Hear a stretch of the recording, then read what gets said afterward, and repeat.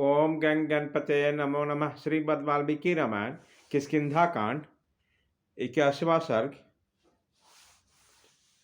हनुमान जी के पूछने पर वृद्धा तापसी का अपना तथा उस दिव्य स्थान का परिचय देकर सब वानरों के भोजन के लिए कहना।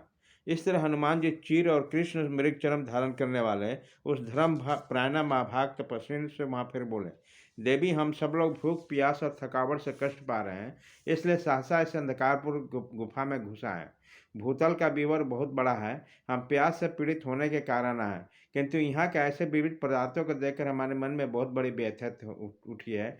हम यह सोचकर चिंतित उठे हैं कि यह असुरों की माया तो नहीं है, इसलिए हमारे मन में घबराहट हो रही है, हमारे विवेक शक्ति लुप्त सी हो रही है। हम जानना चाहते हैं कि बाल सूर्य के समान कांतिमय स्वर्णमय वृक्ष किसके हैं। ये भोजन के पवित्र वस्तुएं, फल मूल, सोने के विमान, चांदी के घर, मणियों के जाली से ढके हुए सोने की खिड़कियां तथा पवित्र सुगंध से युक्त फल फूलों से लदे हुए स्वर्णमय पावन वृक्ष किसके तेज से प्रकट हुए हैं। यहाँ के निर्मल जल में सोने के कमल कैसे उत्पन्न हुए। इन सरोवर में मत्स्य और कछुओं का स्वर्णमय कैसे दिखाई देता है। यह सब तुम्हारे अपने प्रभाव से हुआ है या किसी और के। ये किसके तपोबल का प्रभाव है। हम सब अनजान हैं, इसलिए पूछते हैं कि तुम हमें सारी बात बताने का कृपा करो।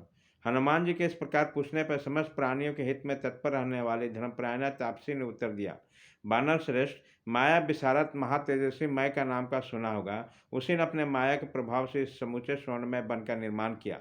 मायासुर पहले दानव श्रेणी का विश्वकर्मा था, जिसने ये दिव्य स्वर्णमय उत्तम भवन को बनाया है।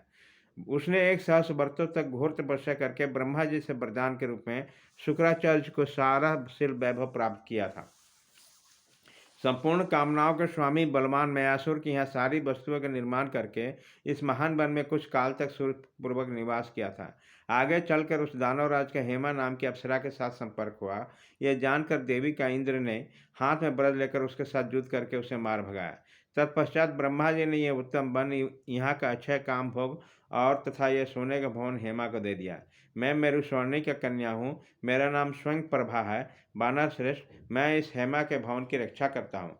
नृत्य और गीत की कला में चतुर हेमा मेरी प्यारी सखी है, इसलिए मुझसे अपने भवन की रक्षा के लिए प्रार्थना की, इसलिए मैं इस विशाल भवन का संरक्षण करती हूँ। तुम लोग का यहाँ क्या काम है। किस उद्देश्य से तुम इस दुर्गम स्थान में विचरते हो। इस वन में तो बहुत कठिन है, तुमने कैसे इसे देख लिया। अच्छा, ये शुद्ध भोजन और फल मूल प्रस्तुत है, इन्हें खाकर पानी पी लो, फिर मुझे अपना सारा वृत्तांत कहो। इस प्रकार श्री वाल्मीकि निर्मित आर्ष रामायण आदि काव्य के किष्किंधा कांड में 51वां सर्ग पूरा हुआ।